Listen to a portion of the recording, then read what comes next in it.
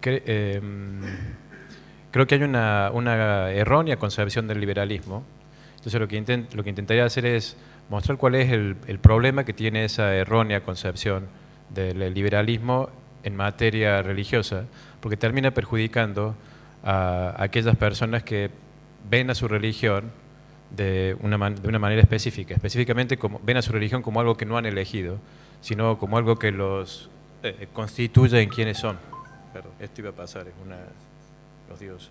Okay. Okay. Perdón. Entonces, comienzo explicando lo que creo yo que es un ideal del liberalismo, que es el ideal de neutralidad, y luego intentaré mostrar cómo una versión del liberalismo ha fracasado en honrar ese ideal en materia religiosa y qué implicancias tiene eso respecto de la libertad religiosa y de la libertad de expresión.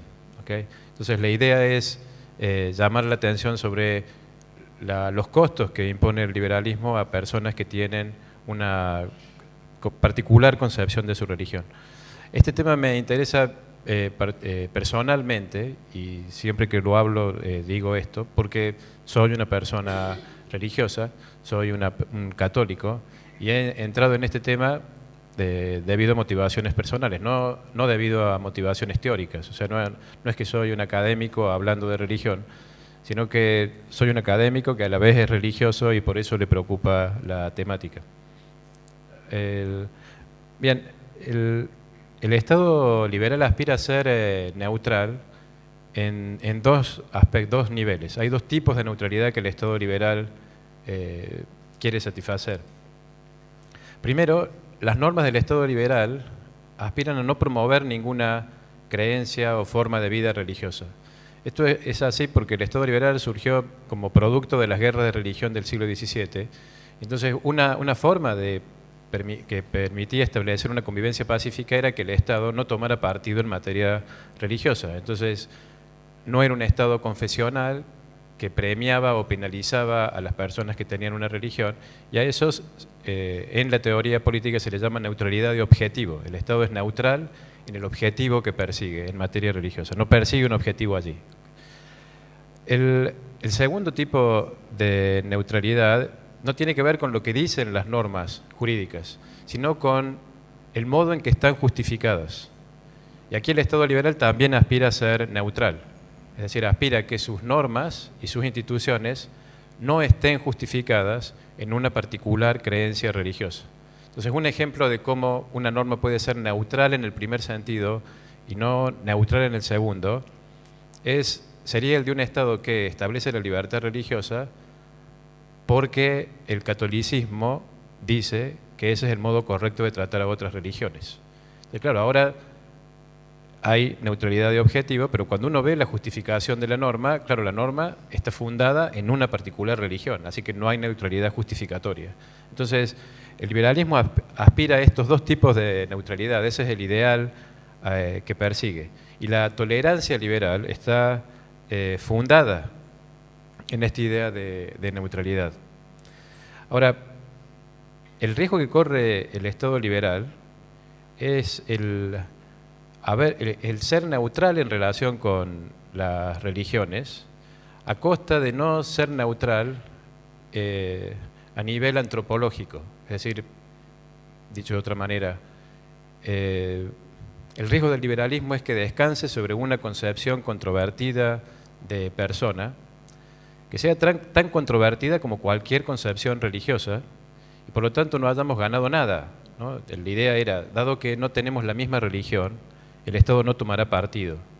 Pero si para lograr eso el Estado lo que hace es tomar partido por una concepción de lo que somos y del modo en el que vivimos nuestra religión, nuestra sexualidad, entonces si ese es el precio a pagar, en realidad no hemos ganado nada, el Estado sigue siendo carente de neutralidad. Lo único que ha sucedido es que se ha desplazado la falta de neutralidad.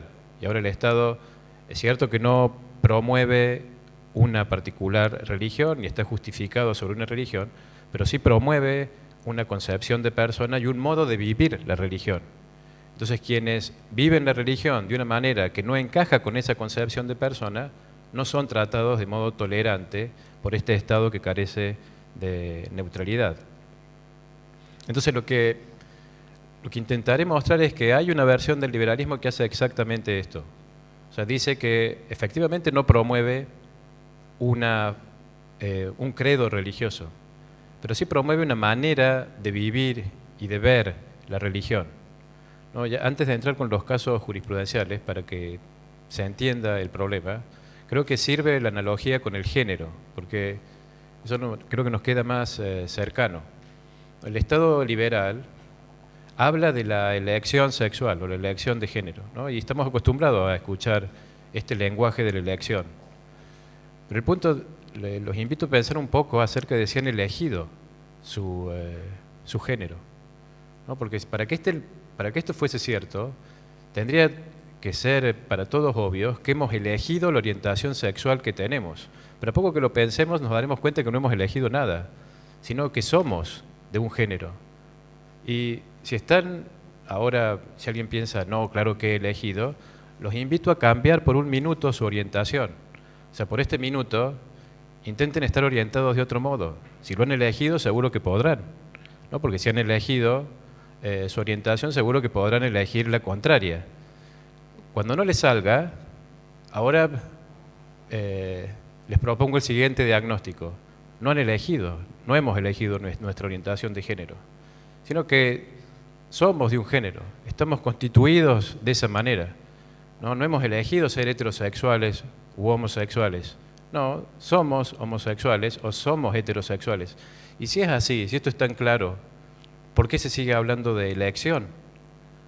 Porque hay una forma errónea de interpretar el liberalismo que solo valora lo que se ha elegido libremente. Y por eso, el único modo de ver como valioso a la orientación sexual que tengo es transformarla en una elección libre.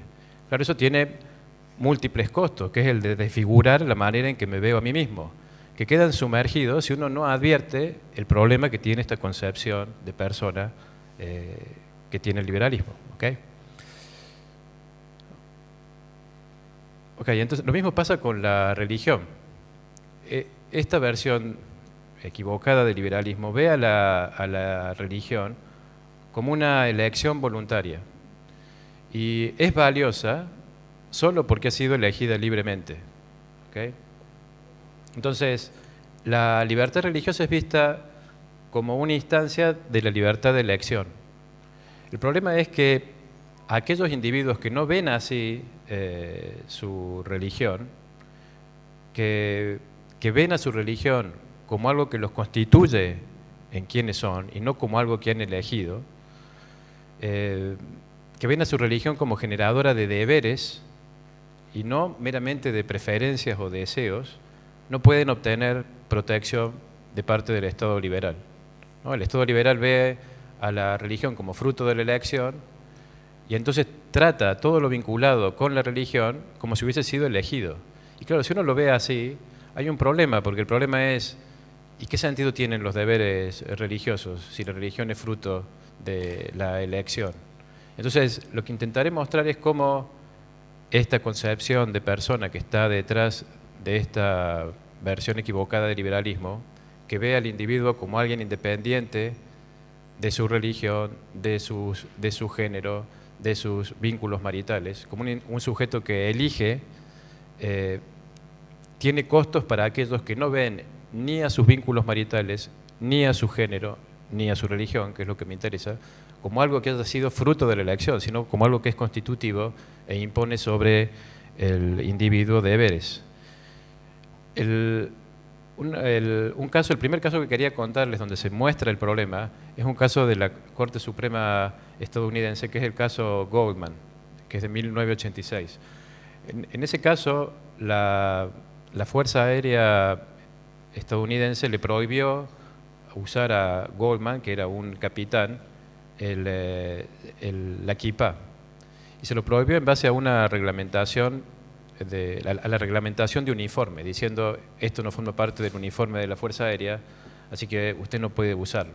Claro, cuando era sábado tenía el deber de usarlo y eso causó el problema y eso hizo que la Corte se expidiese. Bueno, la Corte dijo que la la reglamentación en relación con el uniforme no vulneraba la libertad religiosa de Goldman, ¿no? Y entonces lo que importa es lo que dicen los fundamentos. Sostuvo, este es parte del fundamento, que la esencia del servicio militar es la subordinación de los deseos e intereses del individuo a las necesidades del servicio. Sostuvo que la utilización del uniforme en las Fuerzas Armadas promueve la subordinación de las preferencias personales a favor de la misión general. Entonces, claro, si uno ve ahora, ¿cómo ve la Corte a la religión? Bueno, la ve como un deseo, como un interés o como una preferencia elegida libremente por el sujeto. Pero si yo veo así a la religión, entonces ahora se ve el problema, que Goldman, que no ve a su religión como algo que en base a sus deseos e intereses ha elegido, sino que ve a su religión como algo que lo constituye en quien es y que le genera deberes, queda completamente desprotegido.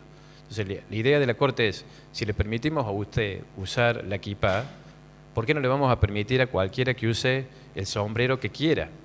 Y lo que importa es esto que quiera, ¿no? Porque parece entonces ahora que la religión es puesta en el lugar de la elección. Usted eligió ser judío, así que ahora corra con las consecuencias de su elección, que es, use la kipá si quiere, pero no pertenezca al ejército americano. ¿Okay? Y el problema está en si esta es una manera adecuada de concebir a la religión, como si fuera fruto de una libre elección. ¿Okay? Otro caso donde estuvo en juego la libertad religiosa es el caso del consumo de peyote por la iglesia nativa americana, en donde parte de los rituales religiosos de esta iglesia que está conformada por nativos americanos es el consumo del peyote. Bueno, cuando a dos miembros de esta iglesia el empleador los despide por consumir drogas, ¿no? Entiende que han consumido drogas y decide despedirlos con causa. Y se les niega la percepción del seguro de desempleo en base a que no han sido despedidos de modo sin causa, sino que hubo una causa para el despido, que era el consumo de drogas, ¿no? Como eran drogadictos, los despidieron y entonces ahora no van a recibir el seguro de desempleo. Y lo que hacen es ir de vuelta ante la Corte diciendo, es que no soy un drogadicto, sino que estoy consumiendo esta droga porque es un deber que tengo, es parte de mi religión, es el ritual de mi religión. ¿Okay? La Corte dijo que la denegación del seguro de desempleo era correcta, porque lo contrario equivalía a consagrar un derecho privado a ignorar leyes aplicables de modo general. Entonces lo que dijo es, no importa por qué consume usted droga, usted puede consumir droga porque eligió consumirla porque le gusta, o puede consumir droga porque eligió pertenecer a una religión, pero en los dos casos hay una elección, así que usted corra con las consecuencias de esto. El punto es si nos parece adecuado nuevamente este modo de concebir la religión. Y creo que lo que pasa aquí es que vemos el caso de personas que no ven a su religión como fruto de una elección y que quedan desprotegidas por un sistema que sí ve así a la religión. Okay, creo que este es el primer problema que quería señalar, ¿no? Si se concibe la libertad religiosa sobre la base de esta concepción de persona, que dice que yo soy un sujeto que elige a su religión, entonces las personas que no ven así, de este modo, a su religión, quedan desprotegidas por un sistema que conciba así a la religión. El segundo punto que quería señalar tiene que ver con libertad de expresión. ¿Okay? Que hay un modo de concebir la libertad de expresión, también fundado en esta concepción errónea del liberalismo, que deja sin protección a quienes conciben su religión de modo constitutivo y no como fruto de una elección. Usualmente pensamos que la libertad de expresión es lo que tenemos hoy desde siempre, ¿no? Que siempre hemos entendido la libertad de expresión como lo entendemos hoy, de tal manera que sea cual sea el contenido del discurso que se esté dando, está protegido por el derecho a la libertad de expresión. Pero en realidad la libertad de expresión es fruto de una evolución, ¿no? El derecho de libertad de expresión fue concebido de modo diferente en diferentes etapas. Si uno toma la primera enmienda de la Constitución americana, en la primera etapa de interpretación de esa enmienda no se entendía ni por lejos lo que hoy entendemos libertad de expresión, sino que lo único que establecía la enmienda era una prohibición para que el gobierno federal dictara leyes referidas a la materia, ¿no? Era un reparto de competencias en función de la materia. Y lo que decía la primera enmienda es todo lo que tenga que ver con la regulación de la expresión no tiene que quedar en manos, no queda en manos del gobierno federal, sino que las legislaturas estaduales son las que van a regular la expresión. Pero no se oponía a que la expresión fuese regulada por la intervención estatal, esta primera interpretación, ¿okay? En una segunda etapa de evolución del concepto de libertad de expresión, ahora se entiende que la libertad de expresión protege a los discursos. Ya no es un reparto de competencia, ahora se entiende como un derecho, ¿okay? Pero no protege a cualquier discurso. No es que la libertad de expresión me da derecho a decir lo que me plazca, ¿no? Y el Estado va a garantizarme que yo pueda decirlo sin que nadie interfiera, sino que en este caso lo que se protege son los discursos que tienen valor, ¿no? Y que tienen valor para el autogobierno. Entonces se ve a la libertad de expresión como una forma de fortalecer el autogobierno, y entonces es tarea del gobierno, del Estado, decir cuáles son los discursos que tienen valor y cuáles son los discursos que carecen de valor, y dar la protección solamente a los primeros, ¿okay? Y luego se llega a la última etapa del derecho de libertad de expresión, que es el que tenemos actualmente, que dice que este derecho protege cualquier discurso, sea cual sea el contenido, ¿okay? Y la idea es que todo discurso merece respeto porque es el fruto de la elección de valores de una persona. Entonces, nuevamente aquí se introduce la idea de elección. O sea, ¿por qué se debe proteger a un discurso valioso del mismo modo que a un discurso que carece de valor, que lo único objetivo que tiene es mofarse, por ejemplo, ¿okay? ¿Por qué se tiene que proteger de la misma manera? Si lo pensamos un poco, la respuesta debería ser la contraria, no veo ninguna razón para que tengan que ser protegidos del mismo modo. La respuesta liberal es que ambos han sido fruto de la elección de un sujeto. Así que usted no puede interferir. Si él eligió decir ese discurso es valioso porque lo eligió. Entonces ahora, intentar discriminar entre qué discursos merecen la protección estatal y qué discursos no merecen la protección estatal es incorrecto. Pero es incorrecto en base a esta concepción de persona que le señalaba antes, que dice que el sujeto es alguien que dota de valor a las cosas que hace por haberlas elegido libremente. Entonces ahora, como el discurso ha sido elegido libremente por alguien, interferir sería vulnerar este valor. Ahora, esta nueva justificación de este nuevo entendimiento de la libertad de expresión deja sin protección a las personas que se conciben a sí mismas como vinculadas de manera constitutiva a un grupo de pertenencia. O sea, cuando yo me veo a mí mismo que soy quien soy por el grupo al que pertenezco, del mismo, como se ve una mujer que dice yo soy quien soy porque soy mujer, ¿no? Porque pertenezco a este grupo, ¿okay? A esos individuos, esta concepción de la libertad de expresión los deja desprotegidos.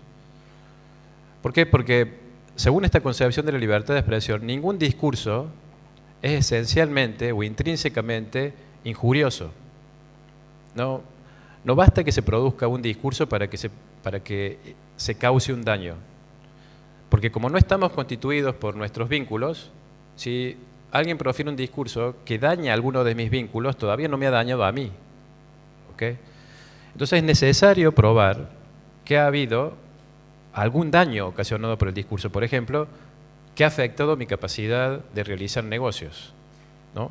Ese sería el segundo problema es que esta forma de concebir la libertad de expresión tampoco permite entender lo que se llama difamación grupal. O sea, como la persona está constituida con independencia de de sus lazos de pertenencia con un grupo, no basta que sea atacado el grupo para que la persona ya haya sido afectada, sino que ahora la persona tiene que mostrar adicionalmente que ella individualmente ha sufrido alguna afectación. Les pongo un ejemplo para que se vea el problema. Catherine MacKinnon, que es una feminista, cuando fue legisladora de Indianápolis, dictó una ley que prohibía la pornografía, ¿no? Y el argumento era que el discurso pornográfico dañaba a las mujeres, ¿no? Afectaba a las mujeres. ¿Okay? La idea que estaba detrás es que como las mujeres están constituidas por su vínculo de pertenencia al género, atacar el género, ¿no? Hablar mal, dar una visión distorsionada del género, afecta y daña a las mujeres. ¿Okay? Bueno, los tribunales dijeron que la norma era inconstitucional. Y lo que dijeron era que el discurso pornográfico es un discurso más como cualquier otro y que debe ser protegido por la libertad de expresión. Y que no bastaba mostrar que el discurso era denigratorio respecto del grupo para que de eso se siguiese que individualmente las mujeres estaban afectadas, ¿no? Entonces, de vuelta, la concepción que está detrás es: usted es alguien y aparte de ser alguien, es mujer. ¿Okay? Así que usted es un individuo que tiene un género. No es que usted es mujer, no, usted es un individuo que tiene un género. Y si ahora afectan su género, todavía no lo han afectado a usted. Si difaman su género o hablan mal de su género, no lo han afectado a usted. Hace falta una demostración extra para mostrar que lo han afectado a usted. Así que aquí la libertad de expresión no tiene ningún costo.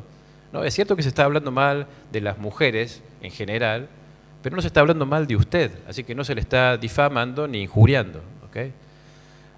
Bueno, creo que algo semejante pasa con la religión. O sea, si se ha entendido el problema en relación con el género, ahora es fácil trasladarlo a la materia religiosa.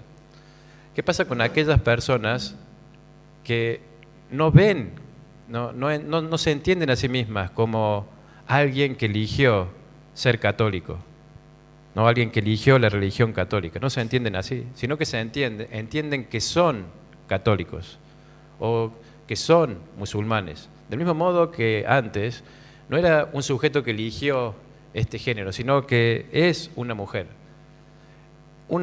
Esta concepción de la libertad de expresión deja sin protección a esas personas. ¿Por qué? Porque cuando alguien afirma algo denigratorio de su religión, esta concepción de la libertad de expresión no puede ver que él individualmente haya sido afectado, ¿no? Trate esto como un discurso, como si se estuviera hablando del universo o del movimiento de los planetas. Y se pregunta, ¿y qué problema hay? Si lo único que estamos diciendo es expresar opiniones, ¿no? Y no estamos expresando ninguna opinión denigratoria sobre usted, ¿no? No le hemos dicho su nombre insultándolo. No, estamos hablando mal de su religión, o estamos hablando mal de aquella persona en la que usted cree. Pero esto en todo caso afectará sus creencias, estamos discutiendo sus creencias, no estamos ofendiéndolo a usted.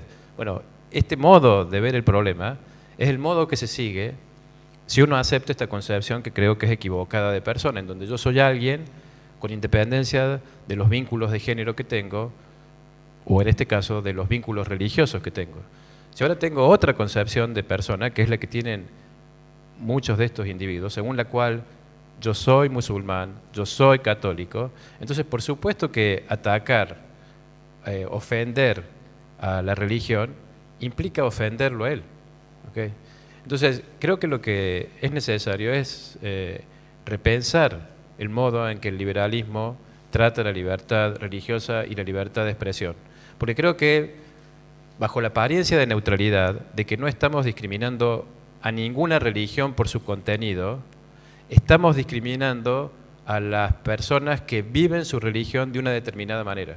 O sea, si la persona vive su religión como algo que eligió, que no lo constituye ni lo toca personalmente, entonces esa persona puede vivir feliz en nuestra sociedad, que entiende la libertad religiosa y la libertad de expresión como he señalado. Pero si la persona vive su religión de otro modo, como algo que lo constituye, entonces esta persona está completamente desprotegida por nuestro sistema. Muchas gracias.